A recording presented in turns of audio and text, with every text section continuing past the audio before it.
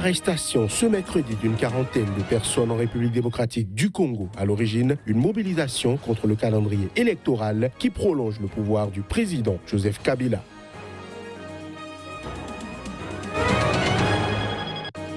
Le Conseil de sécurité de l'ONU a voté ce mercredi à l'unanimité un prolongement d'1 an de sa mission de paix en Centrafrique, une mission qui sera renforcée de 900 militaires.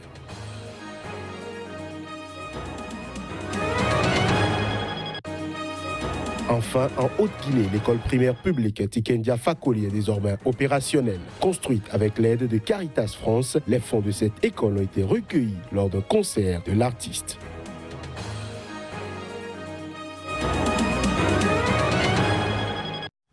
Voilà pour les titres de cette édition. Merci de nous rejoindre pour ce point de l'actualité. Une quarantaine de manifestants ont été arrêtés ce mercredi en République démocratique du Congo. C'est ce qu'a indiqué un des mouvements à l'origine d'une journée de mobilisation contre le calendrier électoral qui prolonge de fait jusqu'à 2018 le pouvoir du président Joseph Kabila. Les images.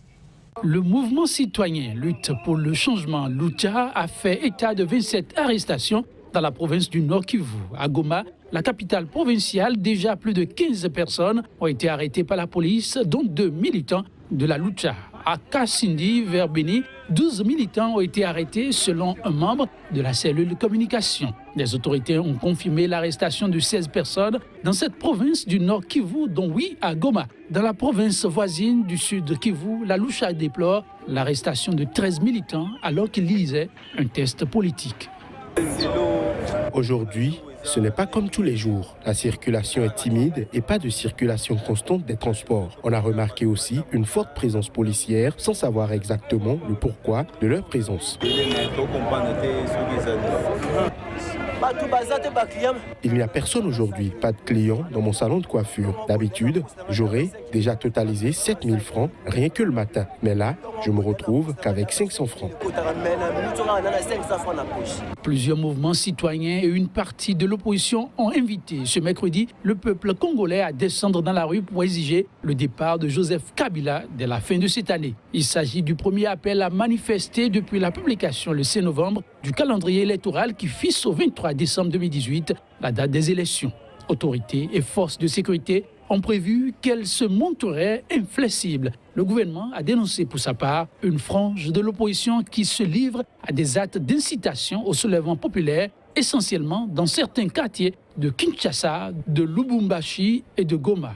Sur le terrain, la circulation était mercredi matin plus fluide que d'habitude dans la capitale Kinshasa et la plupart des écoles étaient fermées. Dans la capitale économique Lubumbashi, la police a enregistré quelques incidents. Au Zimbabwe, le porte-parole des forces de défense du pays assure que le président Robert Mugabe et sa famille sont sains et saufs, mais il nie avoir organisé un coup d'État. Les détails. L'entrée en scène de l'armée zimbabwéenne, une première dans ce pays, intervient sur fond de bataille pour la succession du président Robert Mugabe, alimentée par sa santé fragile et son grand âge. Soutenant l'ancien vice-président Emmerson Mnangagwa, qui a été renvoyé la semaine dernière, les vétérans de la guerre d'indépendance du Zimbabwe déclarent que le président Robert Mugabe doit être rappelé de son rôle. Nous demandons que Robert Gabriel Mugabe soit rappelé de son rôle de président et premier secrétaire du ZANU-PF. Tout en niant avoir organisé un coup d'État, le porte-parole des forces de défense du Zimbabwe assure que le président Robert Mugabe et sa famille sont sains et saufs. Nous tenons tout d'abord à assurer la nation que son Excellence, le président de la République du Zimbabwe et commandant en chef des forces de défense du Zimbabwe, le camarade de Robert Mugabe et sa famille sont sains et saufs et que leur sécurité est garantie.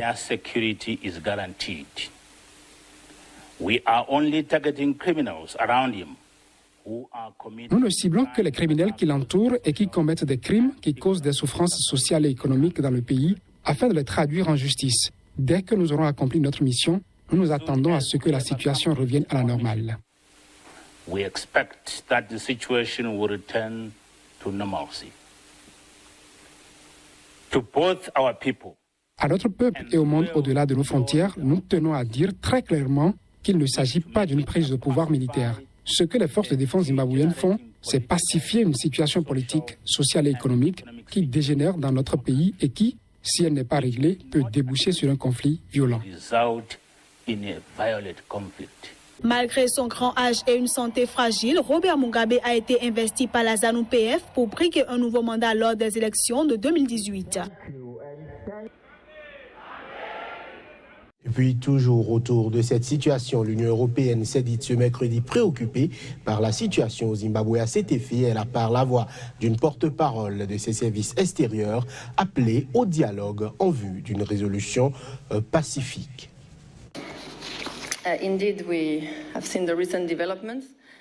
En effet, nous avons observé les développements récents et leurs conséquences, y compris en ce qui concerne les forces de sécurité du pays. Ceci est préoccupant pour l'Union européenne. Nous suivons de très près ce qui se passe sur le terrain, soulignant que les droits fondamentaux de tous les citoyens doivent être respectés et que l'ordre constitutionnel et la gouvernance démocratique doivent être respectés. Nous appelons toutes les parties concernées à passer de la confrontation au dialogue, avec pour objectif une résolution pacifique.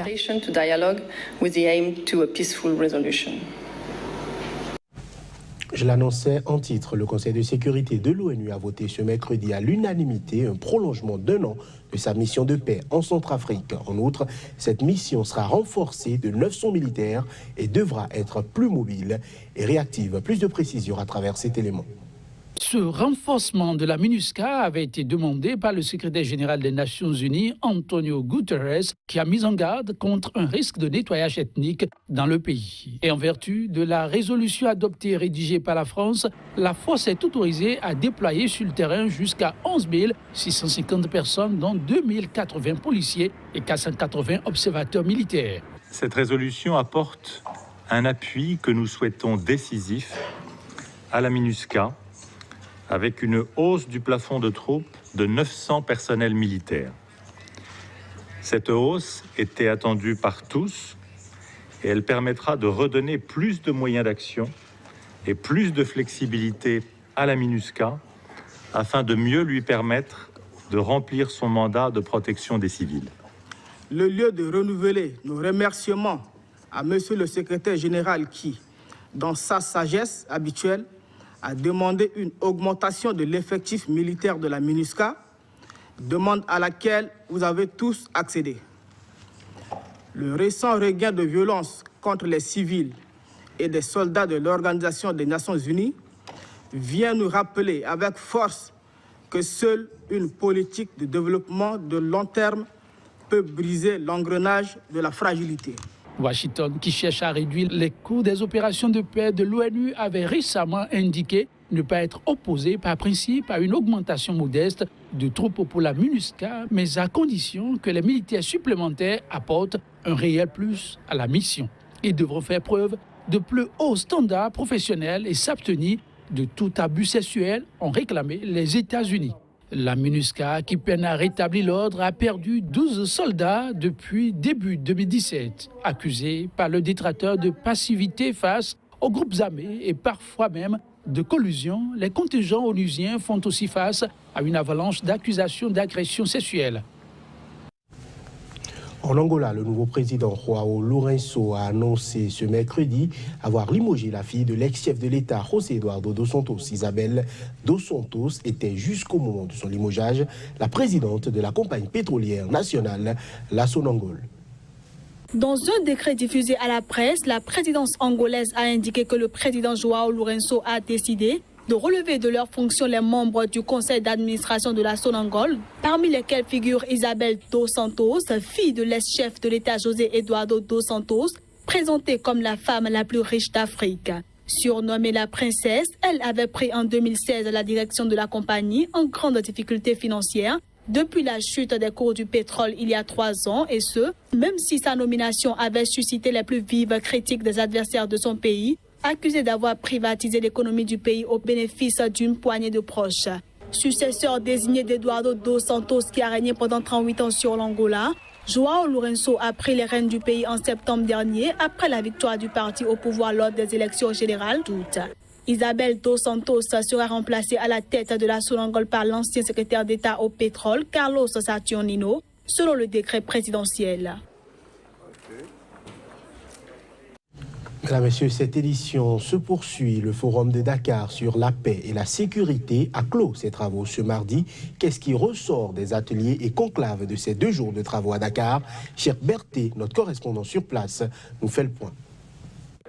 Cette 4e édition du Forum de Dakar sur la paix et la sécurité a été clôturée ce mardi par le Premier ministre sénégalais et le ministre sénégalais des Affaires étrangères. Des jours de discussions, des partages qui ont été axés sur la nécessité pour le continent d'assurer sa sécurité. La force conjointe du G5 Sahel en est un exemple parfait, un modèle de coopération à soutenir et à multiplier selon les participants. Autre point développé lors de ces forums, la cybercriminalité. Sur ces points, l'on peut retenir cette annonce à l'issue de ces forums. La grande révélation, c'est cette école qui va être créée pour lutter contre la cybercriminalité. Je pense que c'est un exemple concret de solidarité, de coopération entre le Nord et le Sud, mais une coopération à l'échelle régionale. C'est une première réponse au niveau de la formation et du renseignement. Désormais, un problème pour l'Afrique de l'Ouest, la cybercriminalité est le sujet sur lequel sont penchés depuis 2 ans les services de renseignement de la sous-région. La nouvelle école sera basée à Dakar et financée en grande partie par la France. Pour les chefs de l'État sénégalais, rwandais et maliens, le volet militaire ne saurait être la seule alternative pour assurer la sécurité du continent. Un des messages forts de ces forums, qui a alors rappelé la nécessité d'une réponse globale, c'est celui d'assurer le développement économique, les droits de l'homme ou encore le changement climatique.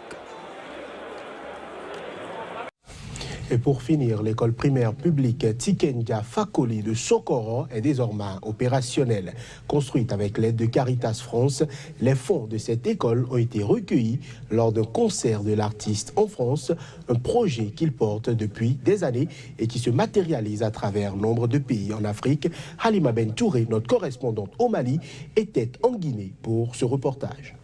Dans ce village situé à 675 km de Conakry, chef-lieu de la préfecture de Sigiri dans la Haute-Guinée, les enfants ne prendront plus les cours dans cette baraque, mais ici à l'école primaire Tikendia Fakoli. À travers son projet Un concert, une école, l'artiste ivoirien Moussa Doumbia vient d'honorer une promesse faite aux populations de ce village il y a 10 ans.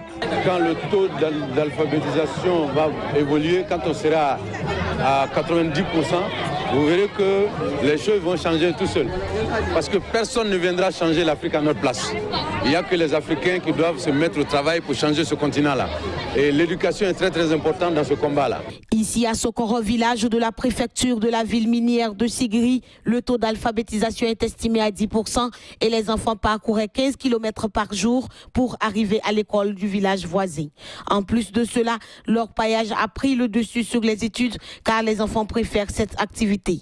Une réalisation qui réduira le nombre de mariages forcés et le départ des jeunes à l'aventure, à en croire les autorités guinéennes. L'État était absent ici. Il est venu remplacer l'État en mettant une école à la disposition de la population. Qu'il en soit remercié. Cette école de 6 classes capable d'accueillir plus de 200 élèves dispose de 111 élèves pour le moment.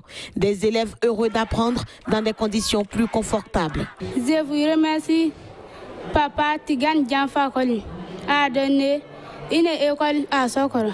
Il faut dire que c'est en 2007 que l'artiste Tikendia Fakoli a débuté cette aventure. En effet, en partenariat avec des associations, l'homme fait des concerts et les fonds sont destinés à la construction des écoles en Afrique. Il compte aujourd'hui 6 écoles, dont 2 en Côte d'Ivoire, une au Niger, un lycée au Mali, une école primaire en Guinée-Conakry et une autre au Burkina Faso. Et la prochaine destination est le Libéria. Cette école, dont le coût s'élève à 50 000 €, soit 32 millions de francs CFA, a été construite avec l'aide de Caritas France. L'artiste entend construire au moins une école dans chaque pays africain afin de, comme il aime à le dire, fermer des prisons. Voilà qui met un terme à cette édition. Merci de nous avoir suivis.